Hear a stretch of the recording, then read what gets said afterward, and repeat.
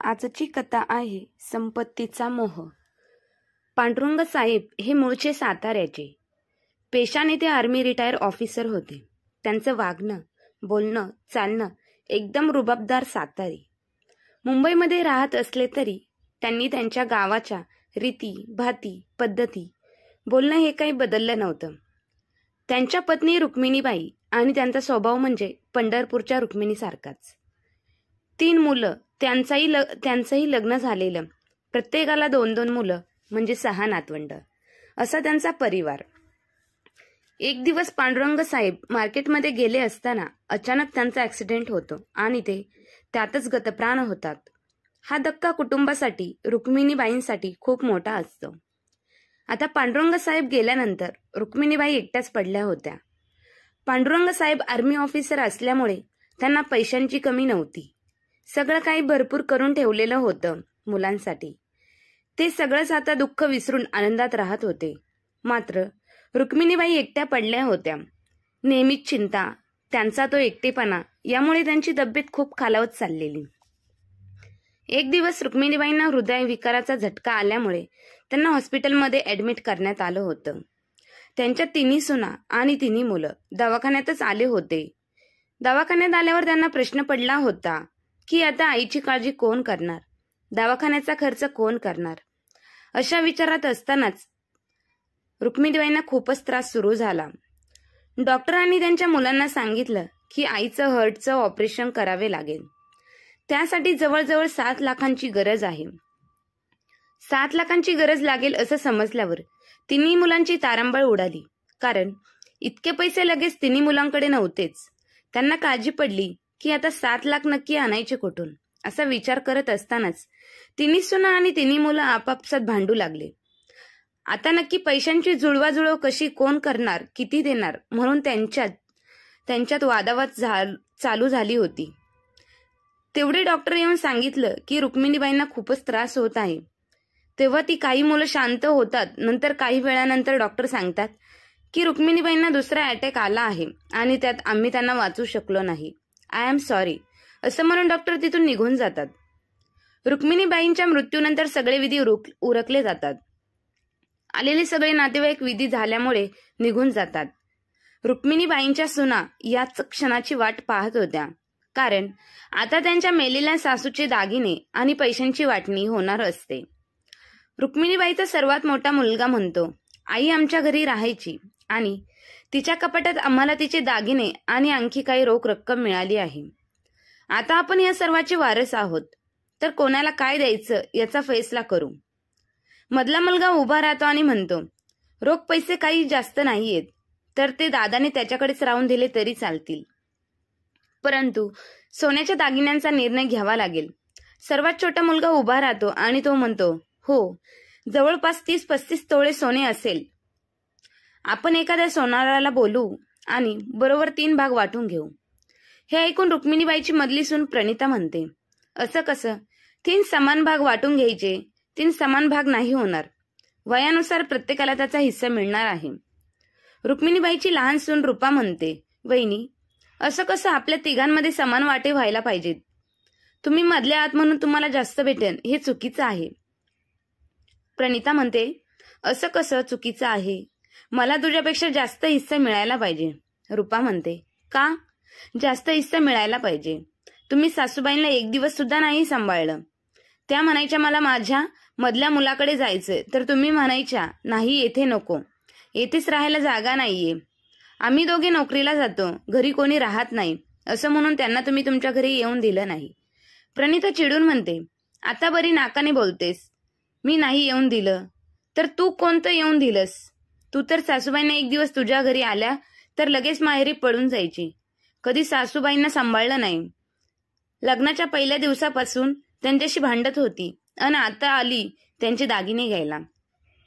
रूपा म्हणते, वहिनी, जर असाच हिशोब लावायचा असेल तर मग सासूबाईचे सगळे दागिने आपल्या मोठ्या जाऊबाई वर्षाताईंनाच मिळायला पाहिजेत. कारण सासूबाई त्यांच्याकडे राहायच्या आणि त्यांनी सासूबाईंना शेवटपर्यंत सांभाळलं. जर मला कमी मिळत असेल तर मला काही नकोय, पण मी तुम्हालाही मिळून देणार नाही. सगळ्या मोठ्या जाऊबाईंनाच मिळेल. रुक्मिणीबाईंची सर्वात मोठी सून वर्षा म्हणते, नाही प्रणिता आणि रूपा, मला आईचं सगळं दागिने नकोय. तुम्ही सगळे मिळून निर्णय घ्या आणि वाटणी करा, पण भांडू नका. जोपर्यंत आई होत्या त्या कुठे राहतील, कशा राहतील यावरून खूप वाद झाले आहेत आणि आता त्या गेल्यानंतर त्यांच्या दागिन्यांवरून वाद होतोय. हे त्यांना नाही आवडणार. त्यांचा आत्मा दुखावला जाईल. प्रणिता चिडून म्हणते, वा वहिनी वा. मला तर माहीतच होतं तुम्ही ह्या रूपाची बाजू घेणार, कारण ती तुमच्या नात्यातली आहे ना.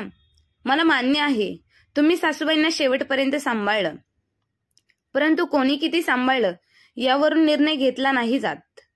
आपण तिघी ह्या त्यांच्या सुना आहोत आणि आपल्या वयानुसार मानानुसार त्या दागिन्यांवरती हक्क असायला हवा. रुक्मिणीबाईच्या दागिन्यावरती ह्या तिन्ही सुनांमध्ये चांगलीच गडाजंगी रंगते. कोणाला दागिने मिळणार, किती मिळणार, रुक्मिणीबाईंची दागिन्यांची कशी वाटणी होणार यावरून कोणताही निर्णय होत नाही. रुक्मिणीबाईंची तिन्ही मुलं हा निर्णय पूर्णपणे बायकांना सोपवतात, कारण त्यांनाही माहीत असतं ते काही बोलले तर उरलेलं आयुष्य त्यांना रोज कटकट सहन करावे लागेल. हा गोंधळ सुरू असतो. तेवढ्यात वकील साहेब तेथे पोहोचतात आणि म्हणतात, शांत व्हा सगळे. मला माहीत होतं की सगळे विधी झाल्यानंतर तुमच्या घरात चांगलाच गोंधळ होईल. रुक्मिणी वहिनीने मला तर हे आधीच सांगून ठेवलेलं होतं. वर्षा विचारते, सासूबाईंनी तुम्हाला काय सांगितले होते? तर वकील साहेब सांगतात, मी तुमच्या सासऱ्यांचा जवळचा मित्र होतो, त्यामुळे रुक्मिणी वहिनीने त्यांचं मृत्यूपत्र आधीच माझ्याकडे तयार करून ठेवलेलं. त्यांच्याकडे कोणतीही स्थावर मालमत्ता तर नव्हती, परंतु सोन्याचे दागिने मात्र होते. त्यांच्या मृत्यूनंतर ह्या दागिन्यांवरून चांगलाच वाद होईल हे त्यांना माहीत होते. म्हणून हे दागिने कोणाला कसे द्यायचे ह्याबद्दल त्यांनी एक पत्र माझ्याकडे ठेवलं होतं. म्हणून हे दागिने कोणाला कसे द्यायचे याबद्दल त्यांनी एक पत्र माझ्याकडे ठेवलं होतं अन त्यानुसारच या दागिन्यांची वाटणी होणार. प्रणिता विचारते, वकील साहेब, सासूबाईंनी तुमच्याकडे मृत्यूपत्र करून ठेवलेलं होतं का? अन त्यात आम्हाला काय मिळणार? नक्कीच मला जास्त दिलं असेल, कारण आमचे हे त्यांचे लाडके होते ना. रूपा म्हणते, असं कसं? तुमचे हे नाही तर आमचे हे सासूबाईंचे लाडके होते. नक्कीच मला सर्वात जास्त दागिने द्यायला ठरवलेलं असेल त्यांचं. वकील साहेब म्हणतात, शांत राहा सगळे. आता मी त्यांनी लिहिलेलं पत्र वाचून दाखवतोय आणि त्यात जे सांगितले तशीच वाटणी होणार. तुमची इच्छा असेल तर तुम्ही त्या विरुद्ध कोर्टात जाऊ शकतात, परंतु आता इथे कोणताही गोंधळ घालू नका. सगळे गप्प बसतात. वकील साहेब रुक्मिणीबाईंनी लिहिलेलं शेवटचं पत्र वाचू लागतात. यात रुक्मिणीबाईंनी सगळं लिहिलेलं असतं. बाळांनो, तुम्ही माझं पत्र ऐकताय याचाच अर्थ मी हे जग सोडून गेले आणि वकील साहेब तुम्हाला हे पत्र ऐकवताय. सर्वात आधी तर तुम्हाला सांगायचंय की दुःखी होऊ नका, रडू नका. परंतु मला माहितीये तुम्हाला जास्त दुःख झालेलंही नसेल. म्हाताऱ्या माणसासाठी आणि तेही सासूसाठी कोण दुःखी होतं? माझ्या मुलांना थोडंफार दुःख झालं असेल तर बाळांनो, आनंदी राहा, सुखी राहा, काळजी करू नका. तुमचे बाबा गेल्यानंतर मला जगणं खूप अवघड झालं होतं, परंतु मी कसेबसे दिवस काढले. माझा मोठा मुलगा आणि सून यांनी माझा चांगला सांभाळ केला. माझ्या बाकीच्या 2 मुलांकडे जाऊन राहण्याची माझी इच्छा होती, पण तेथे मी नाही राहू शकले. त्याचं कारण तुम्हाला माहीतच आहे. हे ऐकून प्रणिता आणि रूपा या दोघींची मान खाली घालवतात. प्रणिता मनात विचार करते, म्हातारी मेली तरी टोमणे द्यायला काही सोडलं नाही. रुक्मिणीबाई पुढे लिहिलेलं असतं, मला माहीत आहे माझी मधली सून म्हणत असेल म्हातारी मेली तरी टोमणे मारते, म्हणून अजून काही बोलणार नाही. फक्त तुम्ही ज्या विषयावरून भांडत असाल त्याबद्दलच सांगते. माझे 35 तोळ्याचे दागिने आहेत, ते कोणाला मिळतील यावरून तुम्ही तिघी भांडताय. तुम्हाला खरं सांगायचं तर या माझ्या दागिन्यांवर तुमचा तिघींचा हक्क आहे. तुमच्या तिघींनी ते समसमान वाटून घ्यावे अशी माझी इच्छा होती, कारण आई कधी आपल्या लेकरांमध्ये भेदभाव करत नाही. परंतु तुमच्या तिघींचं वागणं असं होतं की सर्वांनाच हे दागिने देणे मला शक्य झालं नाही. तुम्हाला असे वाटेल सासूबाई मेल्यानंतर बदला घेताय, परंतु असं नाहीये. मला कोणाचाही बदला घ्यायचा नाही. तुम्ही जेव्हा जे केलं ते चुकीचं केलं याची जाणीव तुम्हाला होईल की नाही देवास ठाऊक, पण माझ्याबरोबर जे झालं ते तुमच्याबरोबर होऊ नये हा विचार करून तरी पुन्हा असं वागू नका.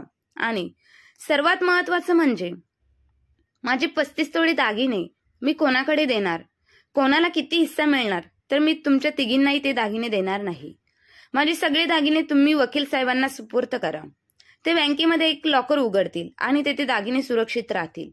हे ऐकून सर्वांनाच मोठा धक्का बसतो. प्रणिता चिडून म्हणते, असं कसं? ह्या दागिन्यांवर तर आमचा हक्क आहे, ते आम्हालाच मिळायला पाहिजे. वकील साहेब म्हणतात, शांत राहा. आधी पूर्ण पत्र तर ऐकून घ्या. वकील साहेब पुढे वाचू लागतात. तरी त्यांनी लिहिलेलं असतं. हे ऐकून तुम्ही चांगलेच गोंधळ घातलेला असेल, हे मला माहीत आहे. परंतु माझे दागिने मी तुमच्या तिघींच्याही हाती लागून देणार नाही. हे दागिने लॉकरमध्ये राहतील अन त्यानंतर जेव्हा तुमच्या मुलांची लग्न होतील तेव्हा तुम्हाला मिळतील. तुम्हाला सर्वांना एक मुलगा आणि एक मुलगी आहे. त्यामुळे दागिन्यांचे 6 हिस्से होतील आणि प्रत्येक लग्नाच्या वेळेस तो एक हिस्सा तुम्हाला मिळेल. वकील साहेब तशी व्यवस्था करतील. रुक्मिणीबाईंच्या सुनांना हा निर्णय पटत नाही. परंतु आता सासूबाईंचीच इच्छा नसेल तर आपणही काही करू शकत नाही, हेही त्यांना समजतं. रुक्मिणीबाईंनी पुढे लिहितात, कदाचित तुम्हाला माझा निर्णय पटत नाही, परंतु आता सासूबाईंची इच्छा असेल तर आपण काहीही करू शकत नाही, हेही त्यांना समजतं. रुक्मिणीबाई पुढे लिहितात, कदाचित तुम्हाला माझा निर्णय पटलाही नसेल, परंतु हा माझा शेवटचा निर्णय आहे आणि तो तुम्हाला मान्य करावाच लागेल.